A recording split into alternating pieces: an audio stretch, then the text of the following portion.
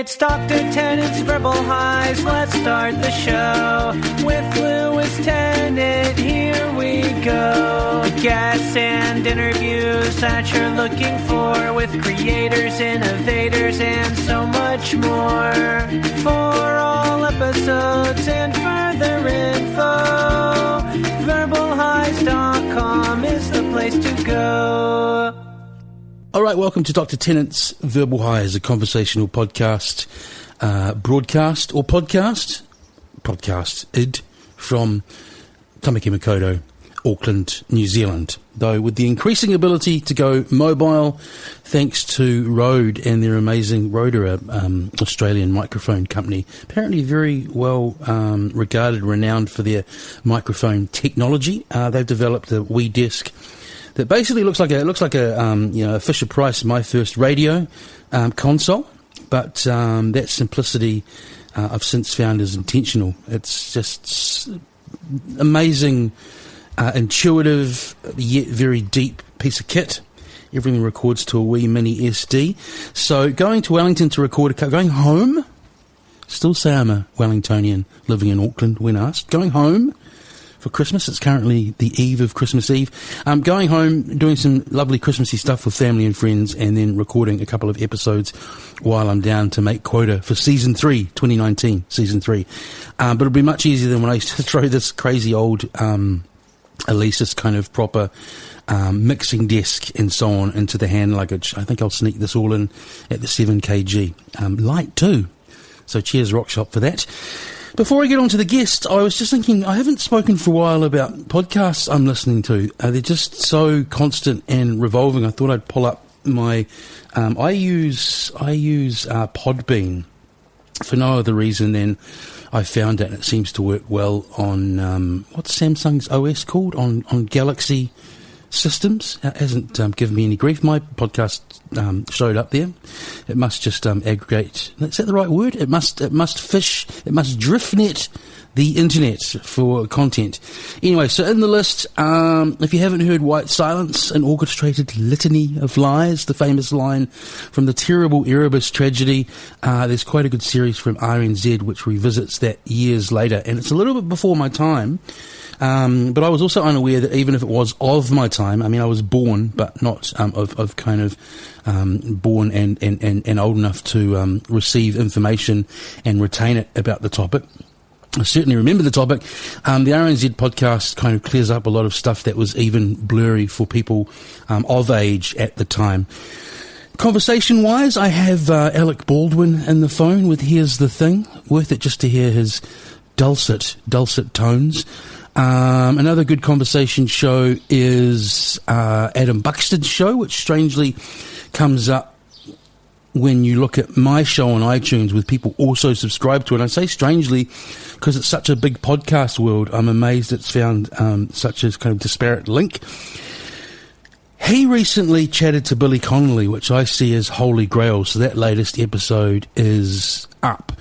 I also got sick of listening to just true crime podcasts. I listen to them not because I'm like into the sort of shock value and gore or whatever of true crime, but because I like really good investigative shows and investigative journalism shows, and often true crime shows fit that bill for obvious reasons. So I just Googled best investigative shows, I think of 2019 or 2018, and a show came up called The Dream, which was fascinating. It's about multi-level marketing.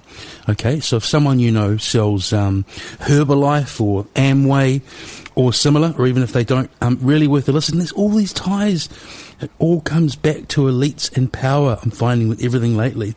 There's a whole lot of historic ties to rulings based on important people in important rooms and money being changed hands.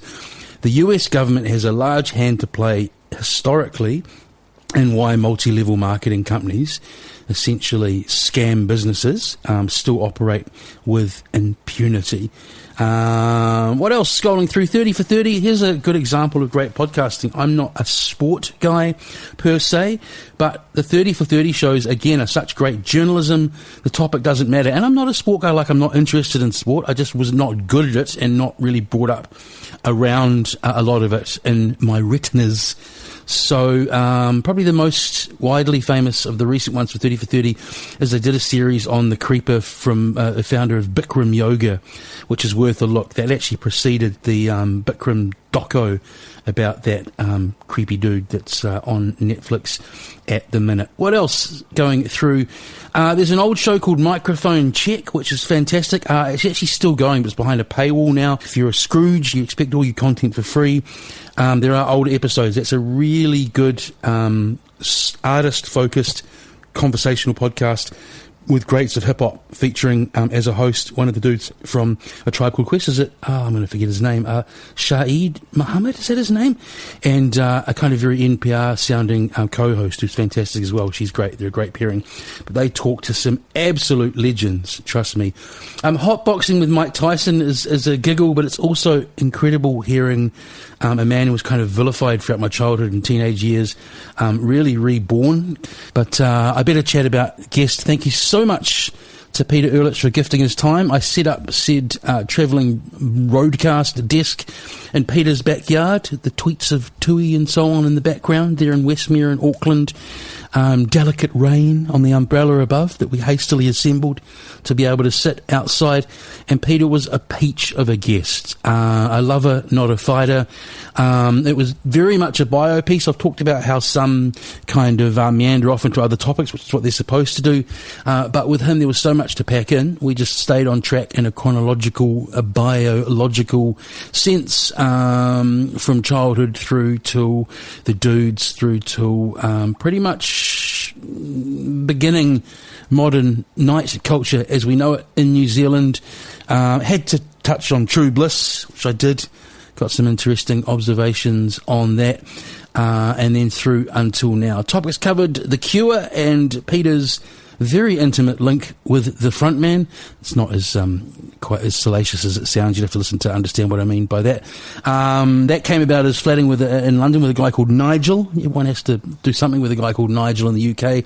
We talked about New Wave, the dudes, the New Zealand Music Hall of Fame, Dave Dobbin, Ian Morris, Rip It Up, Sacred Heart College, Glen Innes, A Certain Bar, Zanzibar, Ace of Clubs, the North Shore Pony Club, get a look in, BFM, Cook Street Markets, Audio Culture, Roger Perry, Eight Arms to Hold You, Reality TV, Pop Stars, True Bliss, Hayley Holt, Stacey Jones, The Point Chef Pirates, and Football Management. Like and subscribe if you're new here. This is episode 82.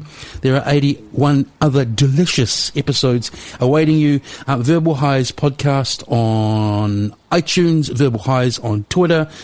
Please like and subscribe. I said Verbal Highs podcast on iTunes. I'm not going to retake this. Verbal High podcast on Facebook. Like and subscribe. Yeah, Verbal Highs podcasts on iTunes. Hold it together, Lewis. Merry Christmas, everyone. If you're listening to this in June, Merry Christmas. This is Dr. Tannen's Verbal Highs. How's your headphone volume? Do you want me to... Perfect. There's a lot of baby praying mantis around. Oh, is there? Oh my goodness, I've never seen... How did you even spot that? He was running on the mic. That's almost like a fossil of a praying mantis. Beautiful. So that's a good place to start, because we're sitting in a... You with a fossil. Is that what you're saying, Lewis? Interview over. Thank you. Yeah, we're sitting with some fossils in Westmere. And we're typical Auckland style. We're almost rained out, but we're under an umbrella, so we'll kick on off. This is my first show actually out and portable on the new kit, which we've both just been... Beautiful road kit supplied by the Auckland Rock Shop. Thank you so much, you guys. You've done this before. I'm with Peter Urlich, who probably needs no introduction from... It's funny when people say that, because like I do that and I go, this band needs no introduction, and then I walk off. You know, because no introduction, right? Right, okay, well, yes. I heard you described as a cultural entrepreneur, which I thought was an interesting title, and something I was listening to with you chatting on RNZ. I've had worse than that. Yeah, I'll just call you a performer over the past few decades. 4 decades. I'm an entertainer, basically, Lewis, as I'm proud to be an entertainer. I get great joy out of... entertaining people, which is distracting them, making them happy, making them dance, making them laugh. Which we arguably particularly need at the moment in a world where we get delivered a whole lot of... Agree. less than ideal things to look at and listen to. So you're from GI? No. No? Dave's from Glen Innes. Yeah. I was from a suburb just to the east of that called Panmure. Yeah. And Panmure, when I was, pretty much growing up with the 60s, was a bustling, tidy, happy little suburb at the foot of Mount Wellington. Yeah. I should know the Māori name for Mount Wellington, but I'm remiss there. And I had a great childhood growing up there and went to the local Catholic convent called St Patrick's, and then on to the nearest Catholic school, which was Sacred Heart College, which was a big step. You said Panmure was that intentional? Was the area changed over the years? I did say that intentionally because very difficult to go back there now. Really? Yeah. Unfortunately the houses are a little bit, they're not cared for. They're not. There's lawns up around the. It's just sad when you see. That was definitely working class Panmure, and but people were house proud and. I sort of get it, kind of post 50s idyllic suburban. Yeah. Well, yeah. I guess. Families had jobs, and not that they don't have jobs now, but I guess the unemployment is higher than it was. Yeah. But anyway, I guess the overall point that I'm trying to make was that it was a absolute working class society, community, and my family had no money. That was no problem. Yeah. Yeah. I mean, the lack of upkeep. I guess it is like once things like they slide. Work and stuff fall apart. You just make me think, because like the area of Wellington I'm from is kind of the same. Like I go back to that street, and a lot of the houses haven't even had a paint job since I grew up there. Pride. Yeah. And when you lose. But I get it. I don't begrudge those people. Yeah. It's a sad state of affairs. So the Catholic school. I mean, Catholic school comes often with. Are you still? Where are you with Catholicism? Yeah. I don't practice all the formal rituals and that, but I still have an interior monologue. Really? Is it guilt? No, it can't be. No, and there is always a little bit of guilt, but the thing is, there's remission and forgiveness. Yeah.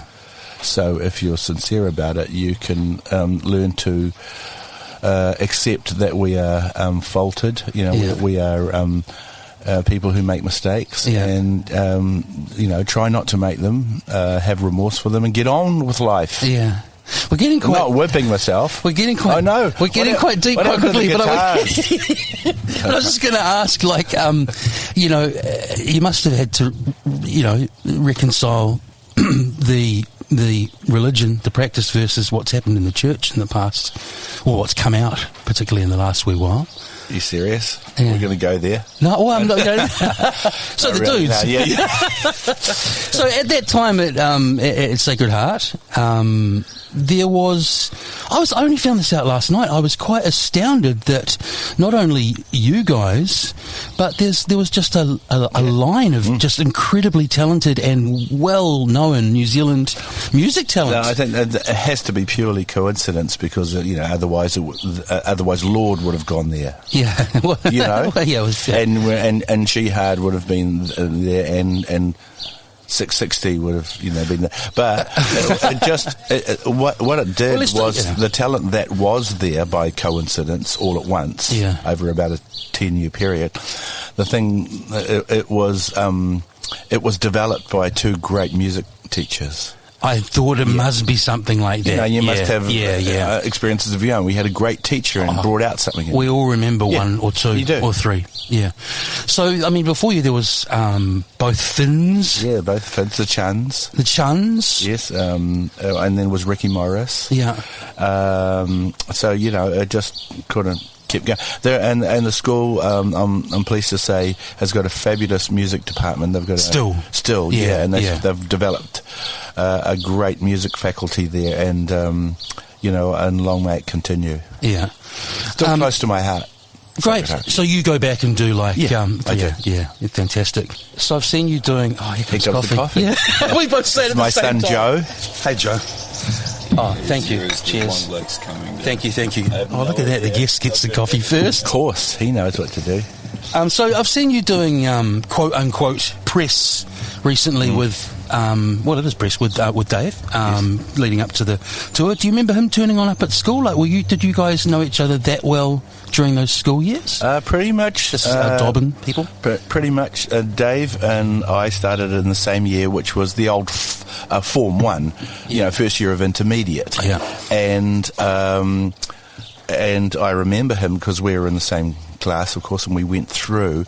But as we were going through classes, I recognised his obvious musical talent. So even back then, it was just screamingly apparent. Pick up a guitar, and sit at a piano. Yeah. And of course, I wasn't an instrumentalist; I was a vocalist, and so I needed Dave, to. So even in intermediate years, you knew that you had pipes, that you were the singer. Yeah, it started right back at home. I had an older brother, Mark, who was a guitarist, and he'd play at home in the family home, and he'd play the song and get me to sing it. Yeah. So it was like Beach Boys and stuff like that. And that's when I was about 8 or 9. It's one of those well-worn kind of interview questions, but was that something that the family were all into, or you guys discovered? Like, is there a sort of It wasn't like, gather around, family, we're going to do one song. No, it was just free-flowing, and but there was a piano in the house, and my mum could vamp, which was untaught. Yeah. She could just find her way around a song. Oh wow! Yeah, learn by ear. Yeah. I mean, that's that's the way. Yeah. And we didn't have formal music lessons; couldn't afford them. And when we go to the family functions where all the cousins were there, of course, the other Urliches, which was Margaret and Pat, who lived in Mount Albert. And their father, an amazing man called Victor. He had music just pouring out of him. Yeah. He would... no excuse needed for him to sit down and start singing. And then the tears... he'd end up crying. Wow. He was so into it. In the zone. And as a child, I was like, wow. Why is Uncle Victor... Is he okay, Mum? Oh, no, he's fine. He's fine. He just gets very emotional. Yeah. And I'll go, wow. And so I guess that left a little mark, How did it end up turning into a band situation at high school? Yeah, good question. What we used to do... I hope I've told the story before, but what we used to do is... I'd rather you tell the ones you haven't told before. I know. I'm trying to find some new material. The crowd's going. Look, they're leaving. Is that... Did you see this cat, folks? Anyway, sorry. I was really into sport as well. I loved my sport. And what it used to be was that you were sport or art. Totally. It was still the same when I was coming on up. But I wanted, as usual, I wanted all of the cake, Yeah. And so I did. At break time, I'd go and have 15 minutes down on the field, kicking and passing the ball, and then I'd run up to the music rooms where I knew my other mates were working on a Beatles song. Yeah. And so there was great joy and satisfaction in both. Yeah. You saying that just because the age of your kids and so on, I've sort of mulled this over with a few other people in different ways on the podcast. Like, how do I put it? Kids are more sort of like a mishmash of whatever they want to do these days and whatever they want to wear, right? Those kind of divisions are less, aren't they? Sport, this, that. Yeah, I think you might be right. I never really thought about it like that, but kids just do what they want to do, and well, they don't have kind of like visible subcultures like there were. It's kind of all a mishmash of. My son here is he's very into his music, and sport, and he doesn't. I used to. Yeah, I used to be more into sport. Yeah, I used to do trampolining. actually. Competitive trampolining. It looks like it hasn't been jumped on for a while. Oh no, that gets regularly. We're talking about the trampoline in our backyard. I'd be dangerous competitive trampolining on that. It's very near those windows. Yeah. They come flying out the window, that sliding window, and dive straight on. Yeah. Thank you. Cheers. I've done my due diligence, but I've ended up with some data I need clarified. Was it Chillum or Crispy? Chillum was first. So Chillum this is bands, folks. Yeah, so Chillum was a band formed with some guys from Glendowie College, which was right next door to Sacred Heart. Yeah. And they were proud sort of bogans. Yeah. Lovely guys. And with Ian Morris and myself from Sacred Heart and 3 boys from Glendowie College, we formed a band called Chillum, and I think the name, strangely enough, the name came from an adult friend of mine. And we're talking, we were 18, just straight out of school. I think a Chillum is some kind of smoking device. It's a little ceramic or carved bone pipe. Yeah. And that hashish goes into it. Yeah. And it's used like that. So Chillum. It's quite a good name, though. Yeah. The chill. Yeah. The chill side. Yeah, of it. yeah. It's definitely like with teenage bands. Like we always joke about, that's a Rock Quest name. I think Chillum's better than a Rock Quest name. Oh, thank you. Yeah. Thank you, Lewis. Yeah. So that was about 1976, and it lasted for about a year, and we did, the classic rugby club, 21st type stuff, and all covers, and all a wide range of material, sort of. I was going to ask, which would have been what number? The Eagles, yeah. And we had 3 singers, so we could try to do some harmonies, and they had 2 very good guitarists, and then we did straight out rock like.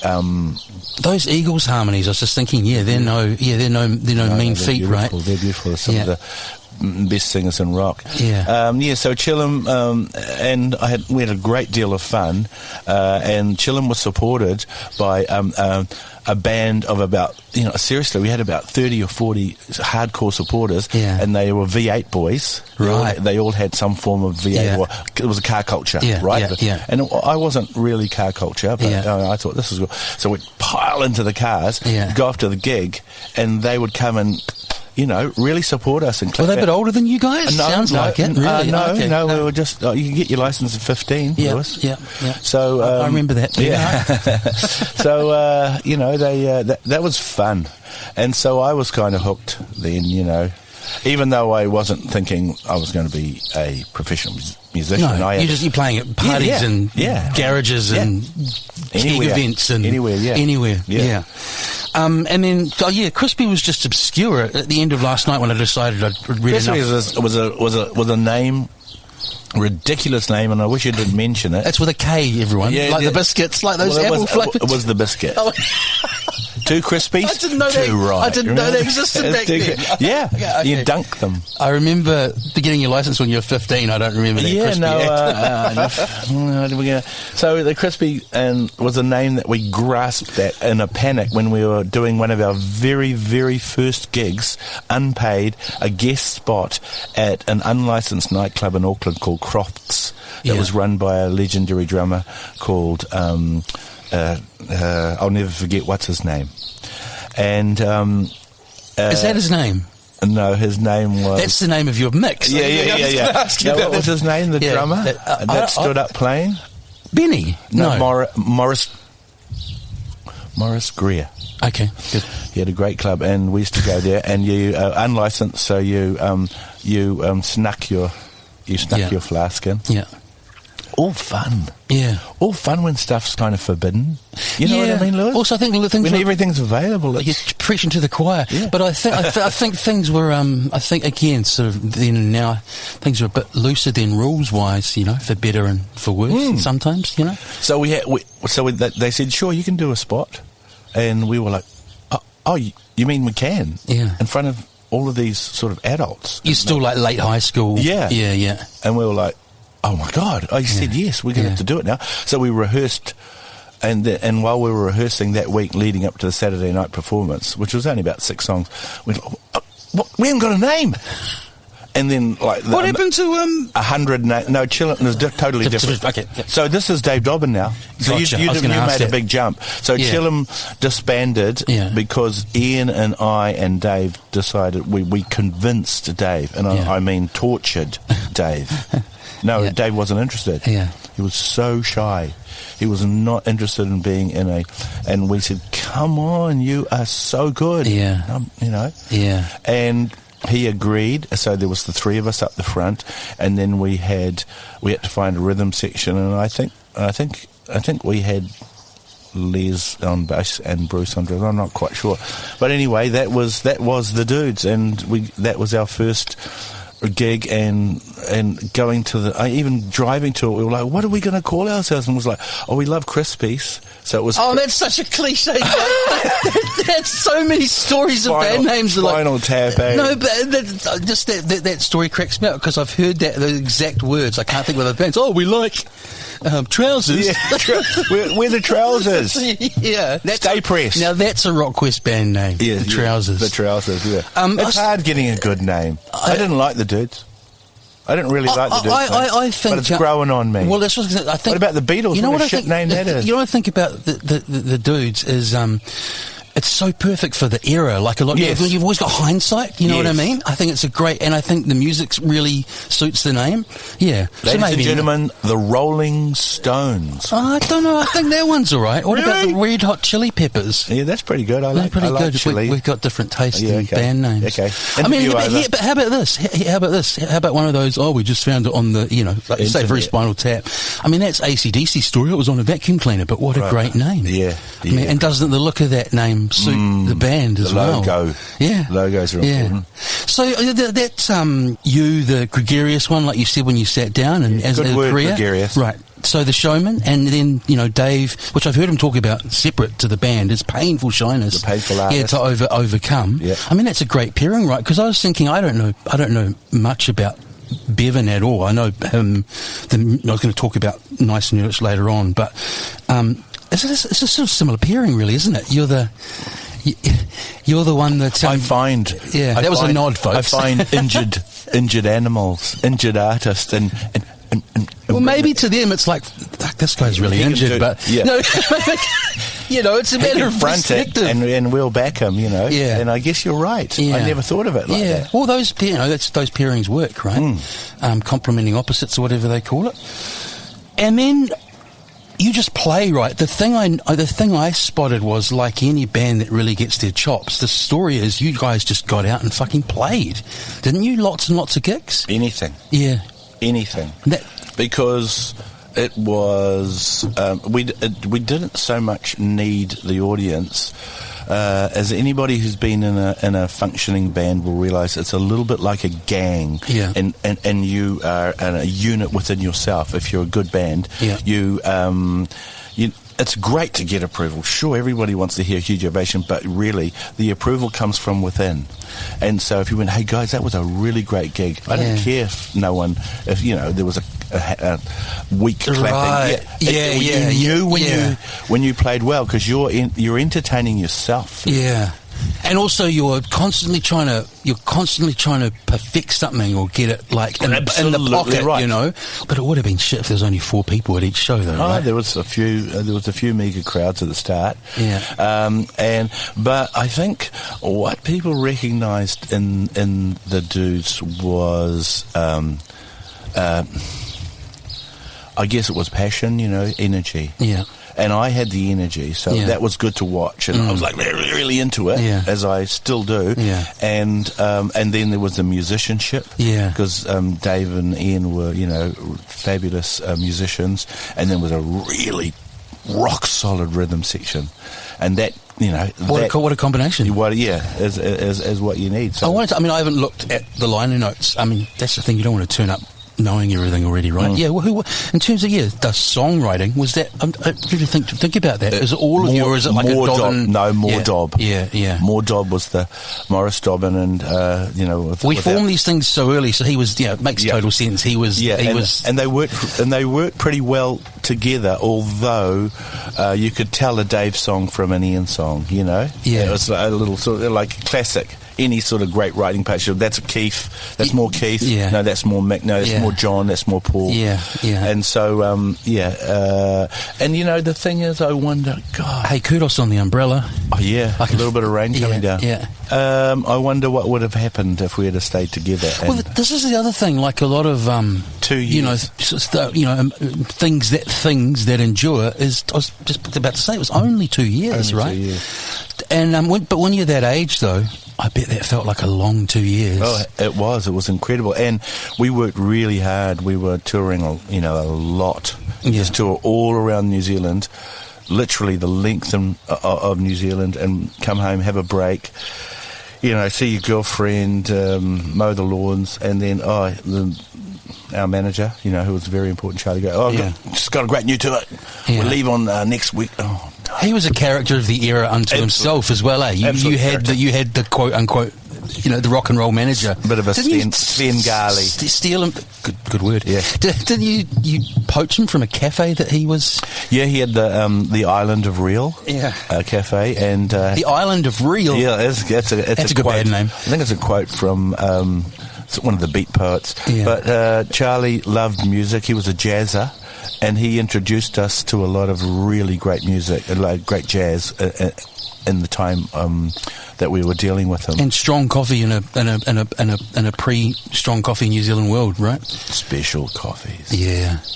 Late night Special, takeaway cup. Yeah. So I hated them. Oh, Baileys. God, hot alcohol. I used to take those up to my late radio show because we had midnight espresso in Wellington would be the only place that you could get. Longest shaken town cup full of no officer. Yeah.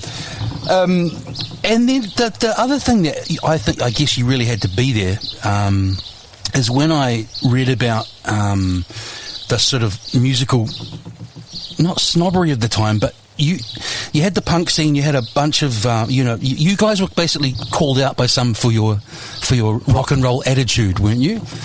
Was it for being too poppy? Yes. Really? Okay. Oh, Lewis, the South Island sound was still very strong. Not still very strong. Starting that sound that we've known. Yeah. And that was about minor keys and about talking about really serious subjects. And so that combined with the Auckland punk scene, you guys are like a polished. We had riffs, and we had hooks. Yeah. And we had, sort of jangly, sparkly. And you had stunts like hiring limos for school gigs and having a caravan bigger than Peter Frampton's at the Peter Frampton gig. He got furious about that. So you guys could not accept that. And the promoters were embarrassed that they let that happen. Because he walked to our caravan and couldn't get in. And he was going, and there's the dudes written on it. What's going on there, man? So did you guys just take it out of the budget? You just would spend... I think Charlie knew someone who had a 25-foot caravan. And, honestly... And Peter Frampton goes and sits and under an umbrella like we're at now. Yeah, Frampton was massive at the time. He was like triple platinum. What many people probably don't realise is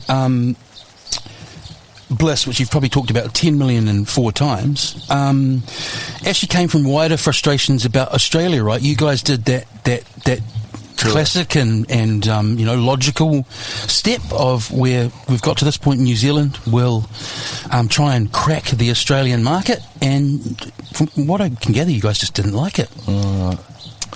It was so tough, and I've said it many times before, just weren't tough enough, and other bands that are tougher and just keep playing and keep persisting. That age, though, I get it. The big fish, small, big, and they love treating us like shit too, the Aussies. Yeah. So we just couldn't. We just thought, no, this is too hard. It's too horrible. Yeah. This is another 2-3 years doing that. Yeah, it's literally. Yeah, being the bottom of the bill. Yeah, and maybe even coming out the other end. Like there's still the roll of the dice, right? Yeah, you're right. And so we came home and licked our wounds, and then of course, what happened was Dave went off on his. As a legendary trajectory, which was becoming a national icon. Yeah. And in a way, you could see that we were, in a way, just a launching pad to start Dave off. Yeah. and Ian went back to one of his huge passions, which was recording. Am I still sounding the same? Do you think? Or is it just something happened with the headphones? You sound bloody great from that's here. Right, okay. So, just thank God that I was part of it, because, I just... we wouldn't be doing this interview if the dudes had been an ordinary little band. Yeah, would right. we? Yeah. You wouldn't be here. Well, I don't know. And I wouldn't be in the Hall of Fame. Yeah. And I wouldn't be... Had 40 Incredible. years of... Yeah, so I 4 years of what? Thank sorry? God for 40 years of entertainment. That's Yeah. what I've had the blessing of earning a living in this little country out of being an entertainer, What? Yeah, right. Not having had a quote-unquote job all that time. Yeah, never had a job. Pretty lucky. I just find it amazing that, just to round off that last tale, that you wrote you got your guys expressing of disgust was about Australia's drinking culture when we're from here. Yeah, that's right. I don't know how it could be. Yeah, was it markedly worse at the time? Well, David Boone, the Aussie cricketer, had 52 cans of beer on a flight, right? They drink. Right. They really drink. And it's hot, and the beer's really cold. Yeah. And you can see how they don't sort of limit themselves. So when we were there in, was it 79 or, I think it was it 79 or, it was just rampant, man. And we were staying, our base in Sydney was a hotel called Terry Page's Coogee Bay in Coogee Bay. And it was just a massive booze barn. And also that era, and I was, I'm thinking like the crime, it was just it was a Mr. lawless, Asia. that's It right. was a bit outlaw. Yeah, That's my wife, that's okay. Hello. That's my wife, Danielle. Hi there. This is Lewis. Sorry to interrupt. No, that's right. I can edit this out. I'm just taking a photo of Chris for his Instagram page. Our cat's an Instagram Oh, star. look, I've got to leave this in there. And that cat's haircut is extraordinary. The first thing I noticed when I came on in, it's like a lion wearing socks. I almost think we should put a photo up of the cat rather than you now for this episode. What you say? So you came on back, speaking of trajectories, I'll tell part of your story now just quickly. You disappeared to London, did the OE part, I'm assuming just wanted to get away from things for a while. You ended up roading for The Cure. Just wanted to get away from things for a while. Yeah.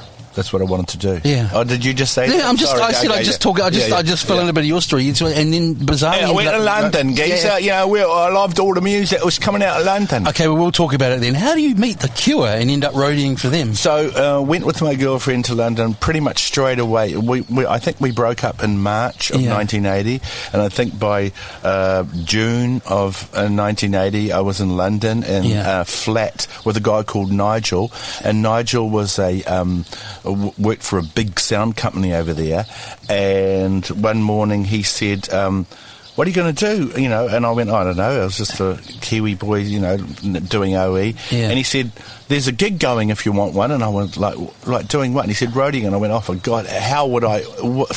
You kidding me? I've just come off tours. And you've just been your star. Yeah, right. Right. Yeah. So there's the ego thing as well. The egos thing was, and I was Nigel. And he went, oh, so... Well, it was paying. It was a good wage. It was paying, and I thought. And then my girlfriend said, "Oh, why don't you try it?" And I was like, "Oh no." So anyway, I don't know how it happened, but I said yes. So I ended up doing monitors for a group called, I can't remember. They were okay, but they're obviously big enough bands over there that they had a budget to pay. Oh yeah, we were. I think we were going to Holland, which because when you're in Europe, it's just hours away. And so I did that for about 3 days, and I thought, it's only a 2-week tour, and I can't wait to stop this. And then I got a phone call from Nigel, and he went, Peter, there's been trouble on this another tour, and the guy's broken his leg. Can you jump from that band and come over to this band? And I went, what's the name of the band? He went, The Cure. And I went, oh. Oh, so they were already, right. Yeah. The Cure. So yeah, this of was course they were. 19, of course, a forest. Yeah. And I went, oh, great, yeah, I'll get away from these guys. And cut a very long story short, joined them, met Robert and Lowell and Simon, and they were just special, extraordinary guys, and I had the most incredible sort of 9 months with them. And I went from being sort of monitor guy to driving them around. They really loved me. They called me Kiwi. Kiwi, Kiwi, we need some more chewing gum, because Robert was going through about 6 packets of chewing gum a day at that stage. Oh, I thought it was like quote unquote chewing gum. No, it was real chewing gum. Okay. And I just had a fantastic time, and they'd play these beautiful gigs where they weren't the super group that they are now. Yeah. They were playing about 5,000 seaters. But that's it's no small band. No, yeah. And then after hours was when the real fun happened, and they'd like to go clubbing, all around, and so we were all around Europe, we were Germany, France, Holland, and then we'd go to these great late night clubs and dance through this stuff called New Wave. Yeah, and I was like, it was. And I was like, this is really cool. And Robert go, yeah, this is a certain ratio. Love these guys. And I was like, a certain ratio. And I was writing down all the names, and I was going and buying. No Shazam, kids. No, I was buying the 7-inch vinyls and stirring. And then when I left, I sadly left. And you got your clubbing education from Robert Smith for the Cure. Yeah. I mean, that's... Yeah. And I came back with this big load of 7-inch, and I came straight back to Auckland, and I was like, I need to play this. And when I came back to Auckland, oh my God, it was still like there was nothing happening. Well, also probably preaching to the choir listener-wise, but for people who don't know, I mean, there was huge separation in scenes in terms of dancing and playing live in New Zealand. That's right. I mean, that still existed up to the 90s. I was really chastised by my live music mates. Or like, what are you doing? Yeah. You discotheque. Disco, and I went, no, it's all those. I still have this conversation with people from time to time, even now, and it's the people who see. This is the way I see it. All they see is Saturday Night Fever. Yeah. Like that's their idea of that. Come on, wake up. So you approached a bar, and even that owner was like, "I don't want a fucking discotheque here." Don't want a discotheque, but no, Maori's fighting. Oh, right. Seriously, nice. Well, there's always a bit of racism and homophobia thrown in, and that's always a good one. Yeah, because discotheques was seen as something that was sort of either Maori or Polynesian, and they kind marginal people, dens of iniquity were, Yeah. Well, I had no problem with that. Whereas, I was going to say, the flip of that we know is that when they work in that regard, it's like a melting pot of people. It's not like living in silos, right? Oh, that's so where was it, Peter? It was somewhere near Queen Street, right? The first place. It was on the corner of Albert and Wellesley, and it's still there now. It's a. I think last name was the DB Accommodation Tavern, and we were. So when I say we, so I came back with all these records, and I met up with a guy called Mark Phillips, an Englishman who was the assistant editor at Rip It Up. Yeah. And he loved music as much as I did, and he loved the new wave, and he knew all the songs because he was getting them through his job at Rip It Up. He was getting them pre. Yeah. And so we just clicked. And I said to him, I called him Squire, and I said, we've got to play this music somehow because it's not getting played to anybody. Yeah. And so we went around on the weekends and looked for inner city pubs that weren't doing very well, and there were a few. So we picked the DB Accommodation Tavern, and we talked to the big old manager who was reading the TAB. Best Bets. Best Bets, that's right. And we said to him, we can get you a crowd.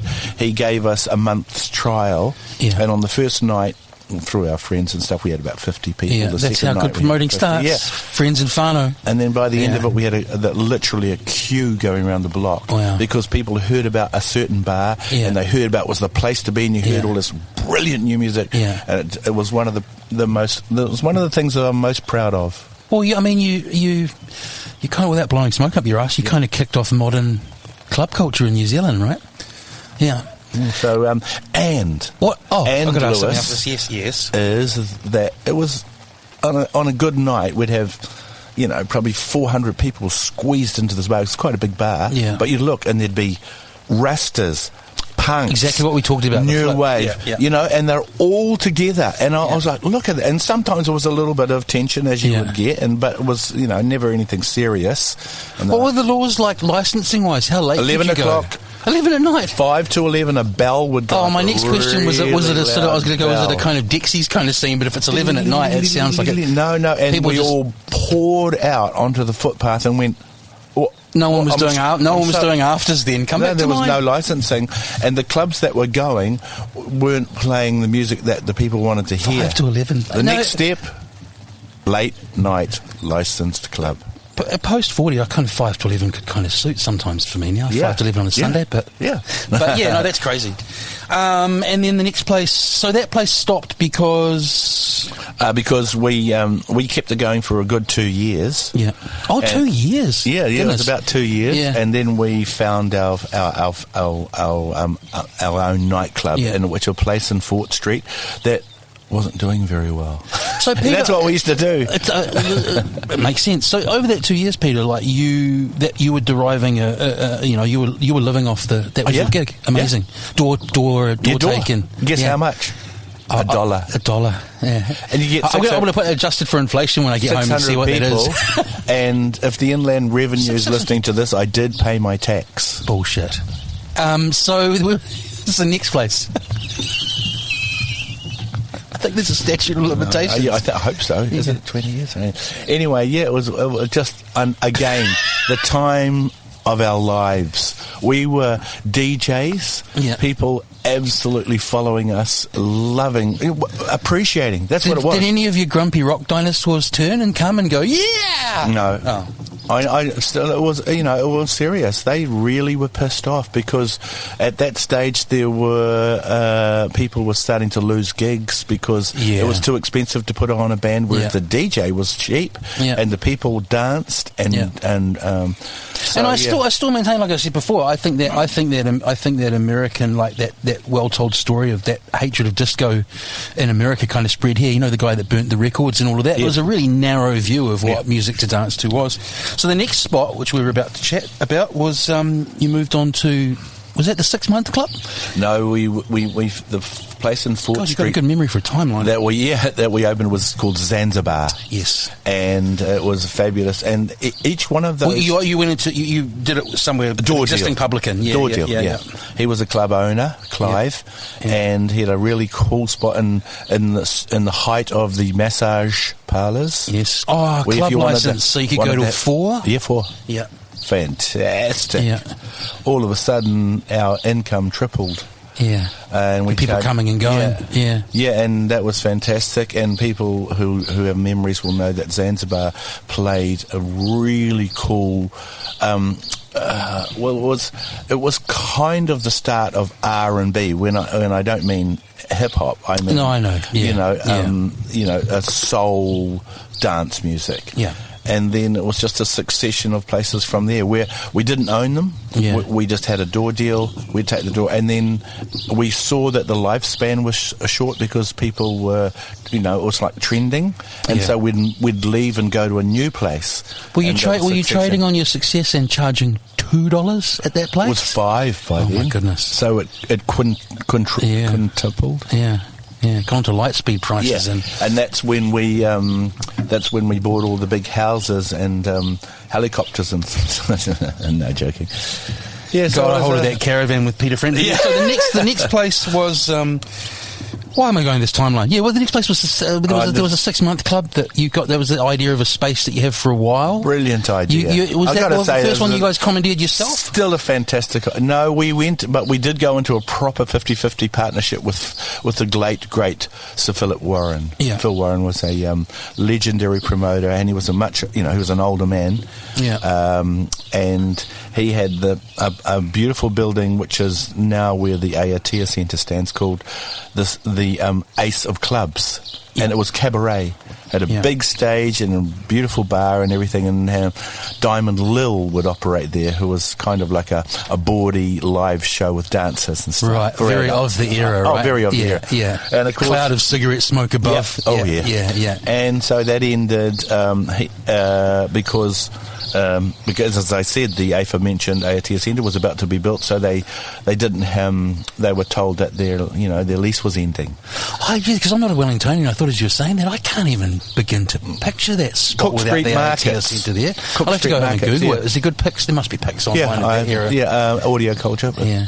But we had similar in Wellington a couple of years later. You probably never heard, but the guys that ran Matterhorn and so on found an old secretarial office on Cuba Street and ran a place called Shopping for about 4 months or something that we all DJ'd at. Good name.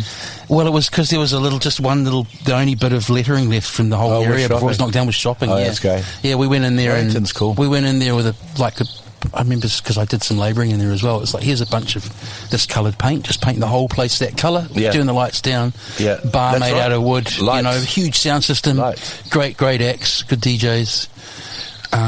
Again, I hope there's a statute of limitations in terms of I don't think it had a licence to go till 10, 12 in the morning. Wow. You It did. didn't have a licence? I don't think they did. I'm not sure. Did you hear about the infamous... They might have had one that went to X put amount. on- I've said too much. We put on the first warehouse party. Where was that? It was in, it was in Nelson Street. Is that you and Simon? Well, Simon was travelling in our crew, Yeah. but it was again me and Mark Phillips. We'd got kicked out of a club called Berlin, Yeah. which was one of our best clubs, which Yeah. was in Wellesley Street. Yeah. And we needed to do something in the interim between starting another place. So we found a big warehouse in Nelson Street, which Yeah. is not there anymore. It's now where the casino is. Right.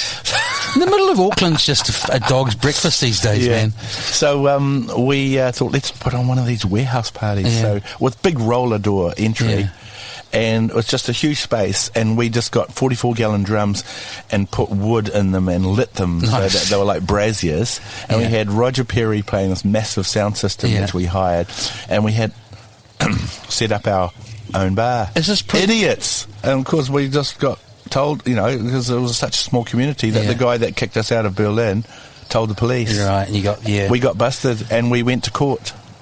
And really? we were on the front page of the Herald. That's quite a serious... It was very serious. Yeah. So it wasn't even a quote-unquote rave, because that hadn't even hit. You just did a big party in a warehouse. Yeah, and we got food trucks, but when I say food trucks, it was chips and hot dogs. Not Mexican or Malaysian. Easter show, like candy and I frosting. can remember when the Yeah, cops busted us, Yeah. and the guy with the food truck was really pissed off because He he lost was all his doing a income. lot of business. Yeah. And he drove out in a real huff in his truck and smashed the roller door.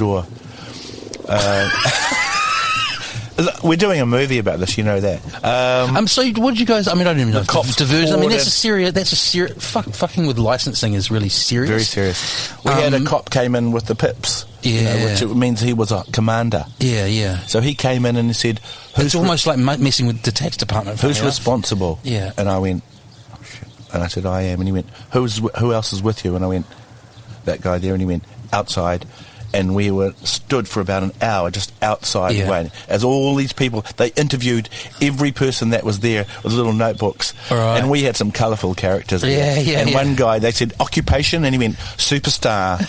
And they wrote down superstar because it was in the court case. Yeah. He was a hairdresser, of course. We got to court and we got off. We had a fabulous lawyer and he got us off, and we were interviewed on the front steps of the district court. Because we were quite high profile in those days. And I think the people were really pleased because, we were just trying to have some fun. Totally. That's a good outcome. Do you like the birds in the background? Isn't I it do. really nice? It is. Hang on.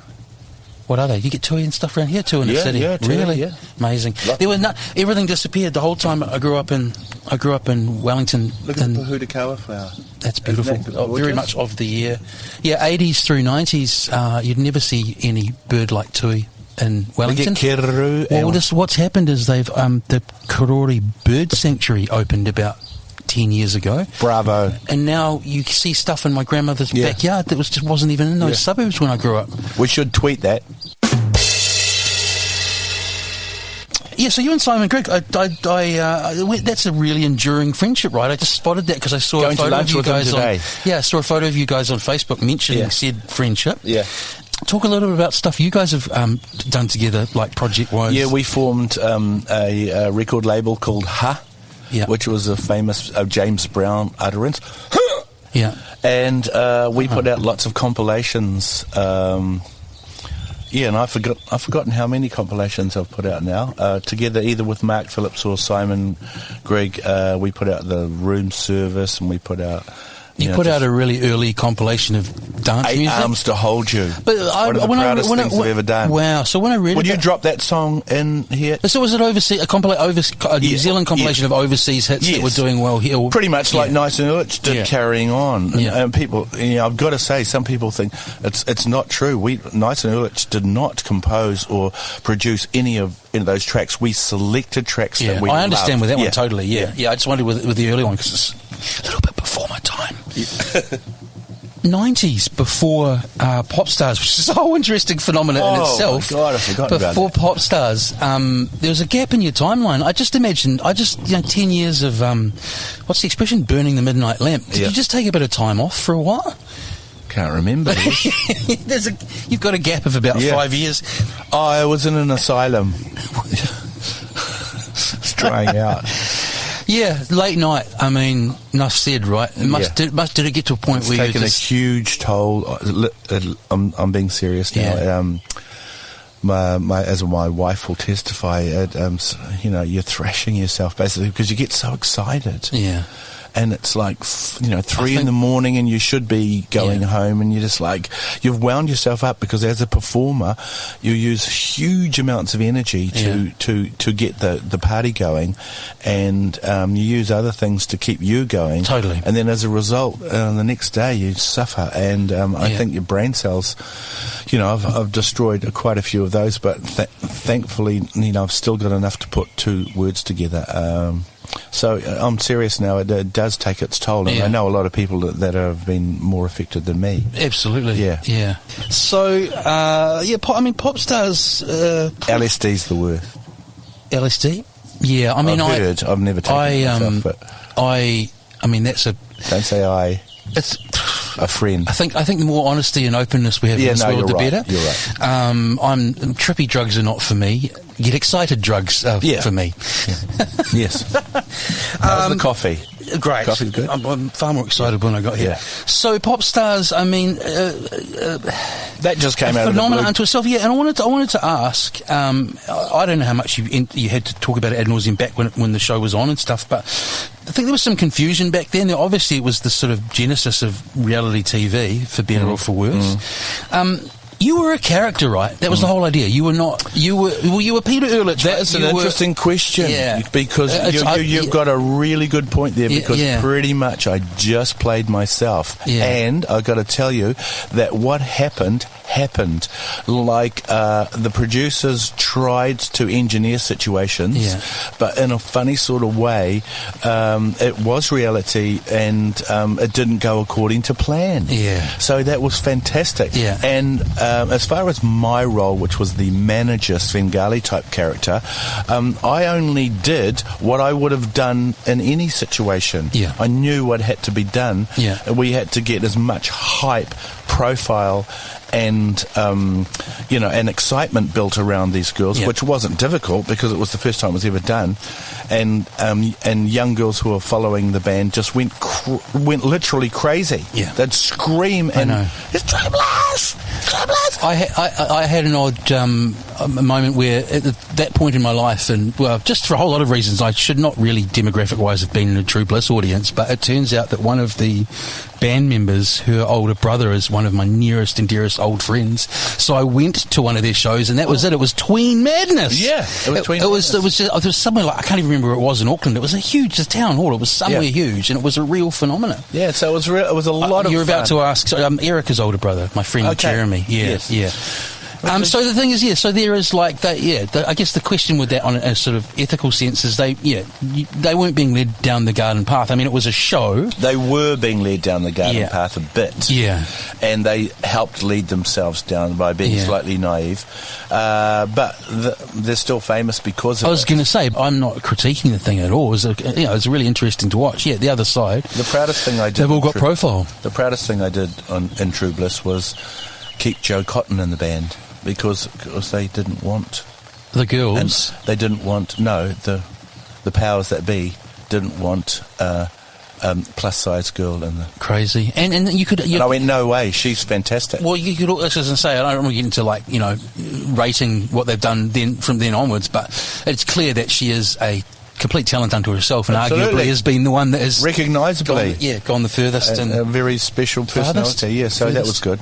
And the other thing I spot in that story that's interesting is like anything that becomes a phenomenon or starts, either for good reasons or not so great reasons, people perfect things. And what you maybe inadvertently pointed out then is how manipulative reality TV has become since then, as they've honed those processes. Yes. I totally got what you were saying there. Yeah, it was real because it was kind of new. And they hadn't perfected their nefarious formulas. And how good is that? Yeah, because it's a train where the track is maybe going left or maybe going right, but now you can see with all the others that it's absolutely, and those people are buying into it. The ones I like to blob out to it, but so bums me out. Like I was sitting and watch Storage Wars at 11 at night, and then I Google it, and it's like they set up the come on, there's nothing sacred these days. Can you at least not go around looking for fucking storage boxes that have cool stuff in them? Oh goodness! And the other one around that time, New Zealand has this weird birth of reality. The other, that Flatmates show was an early.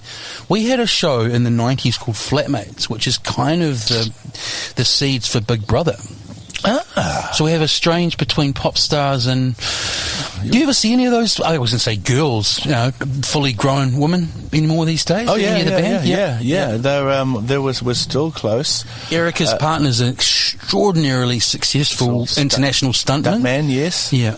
And Megan Arletini, one of the nicest people you could ever meet. Joe and I.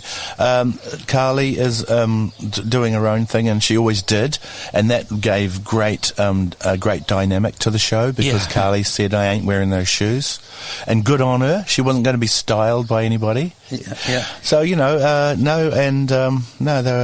a great bunch. Here's one from out of the deep Peter Urlich vaults. Oh my god!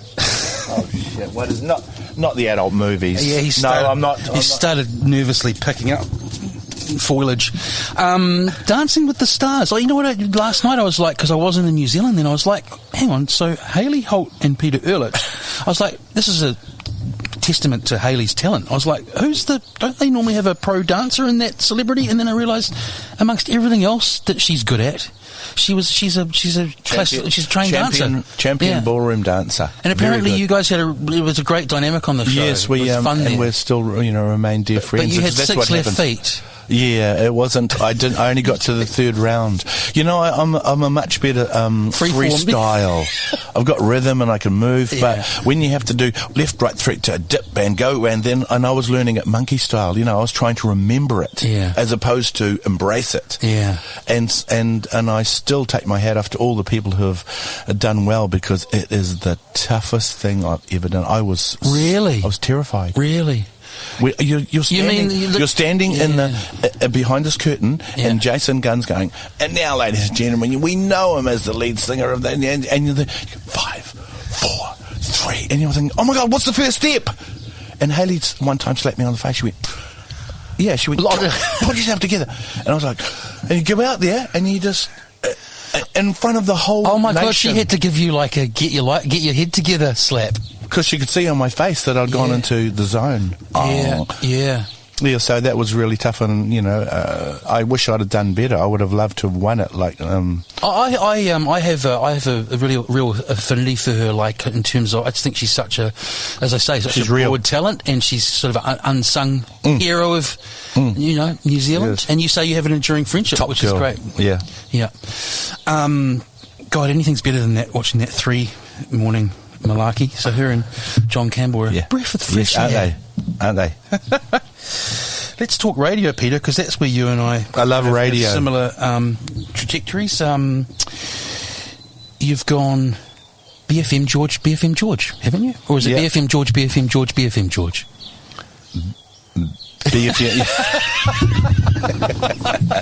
Which one's the P under? And that goes between Bright and Urlich and Nice and Urlich, doesn't it? I love BFM. Yeah. I just want to say that how much I love BFM and what an incredibly important role that BFM continues to play with, of course, the commercialisation of radio. Which Totally. And what a crazily difficult environment to survive in terrestrial radio these days. Yeah. I was actually up there with Dubhead last weekend for the first time, probably since I was last doing shows there, which would have been 2009. Quite trippy being back there 10 years later with a whole new kind of it's in the walls, isn't it? Well, what I thought about now I'm a bit older is like just watching all these. You start saying kids, which is a little bit patronising, but I was like, man, if this place had a guest book, like this space has just seen generation after generation after generation of kind of keen, engaged music and information loving people, who go off in whatever direction that they choose to express that. How many thousands and thousands of important songs and how many incendiary statements have been made, and it's in the walls. And whenever I go up, and I wasn't up there that long ago, we crashed into a Friday night late night session with Pony Pony Ping Pong, and when I walked into Pony Ping Pong in 2019, nothing had changed. It might have been. There was dead air. There was swearing. There was fantastic music. There was alcohol when you're not meant to. There were those wee-soaked steps going up there at the back. I know, but I'm not that. I'm not kind of. Did you know that Shadows is being knocked down? No, I didn't notice that last week. That's crazy. Those are the stairs where the wee used to be and the vomit. Yeah, I'm not. I'm sort of like spiritual like that, but I do have, certain places have I don't know, it's probably just my brain doing this. I'm now trying to be like all rational. But that place, when I was there last Friday, it was quite, whoa, I was like, whoa, this place. This place. It's slightly trippy.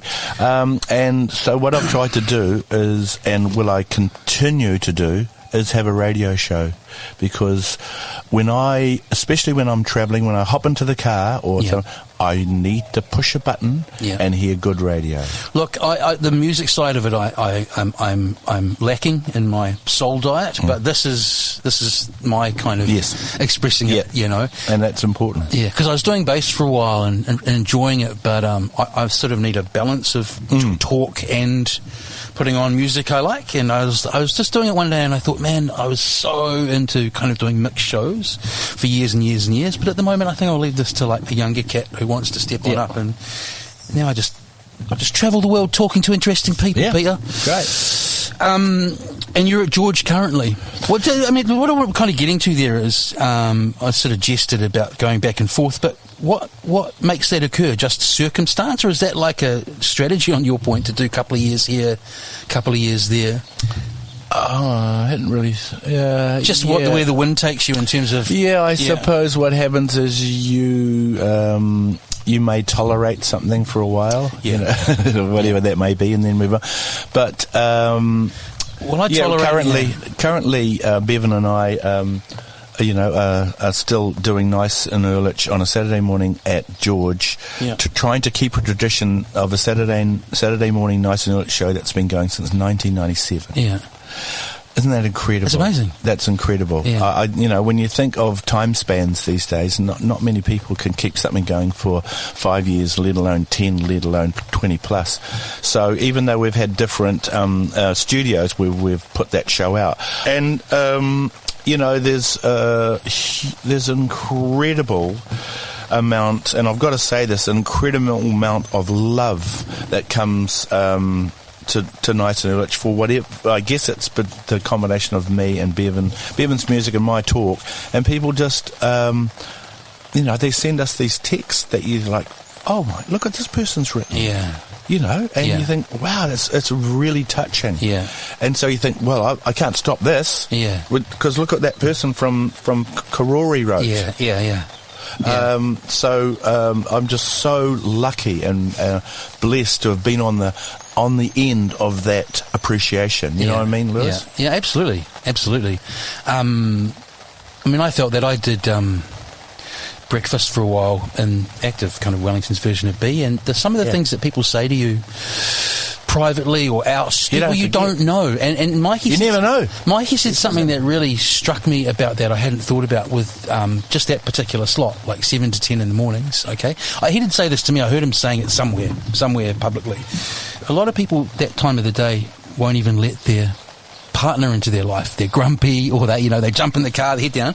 You're the voice. Like if you don't suit them, you're off. But if you do, it's quite an intimate time of the day. Yep. So I really value that communication, and I miss that. One part of that I kind of miss a little bit is the death of the landline phone call. I used to like the phone ringing in the studio. Yeah. We still do phones. But the PUBE, which was 7 years, I did 7 years as breakfast on George. You did? Yeah, and that was special because I discovered via the text machine, when text first came in. Yeah. Hyperdrive did our text, and we were like, well, wow, what happens is people can do it on your phone. That's right, it's only $4.95 a text. Yeah. It sends you these texts. And I was playing house music at 7 in the morning to commuters. Yeah. And I thought, this is going to be interesting to see how many people will put up with this. And so had George pushed up their frequency by then? Because when I was, although it was still, it would stop at Huntley or something. Yeah. But when I was on there in the mornings, it was like it would stop at Franklin Road. Yeah. Oh no, right. Okay. This was we had the Māori license. Yes. Yeah.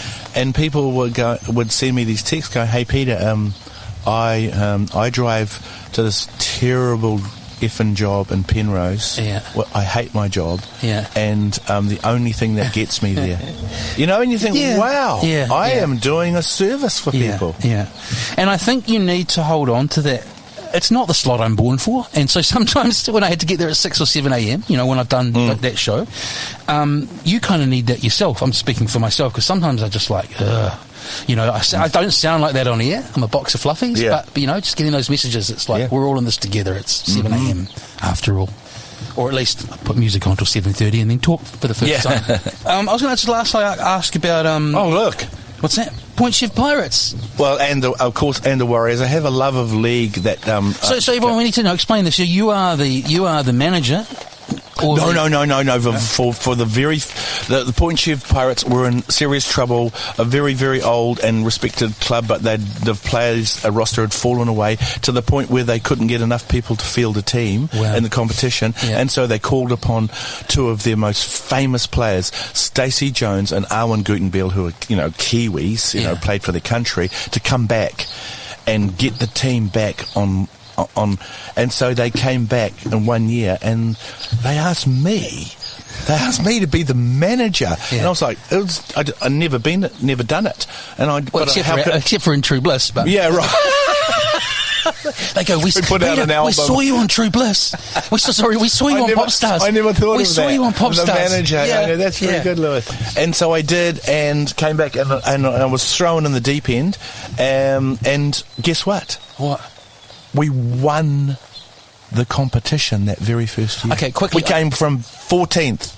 I know you've got to run, but I've got to ask this. If that happened and you had never done it before, what did you do in that time? It's different to coach. What did you do? A manager organises the entire team, so they assigns the team, registers each player, make sure that because you have to be registered. If you're not registered, you lose you make your them 2 feel points. like they're No, the coach is really responsible for that, but you do everything behind the scene. You make sure that the gear is there. You make sure that the physio. It's just a huge full-time job in an amateur sport. Yeah, right. And I could only do it. I don't think I lasted the whole season, and because I was busy being an entertainer, but it was a fabulous experience, and I still thank Stacey and Arwen for giving me that experience. Hey, just lastly, it's been a pleasure, but what we haven't touched on, I'll just finish by saying congratulations for getting into the New Zealand Music Hall of Fame. That's fantastic, right? A huge exclamation mark at the at this point in my career, and I'm totally proud of it. They lost your fax number, I heard you say, but they found your mobile number.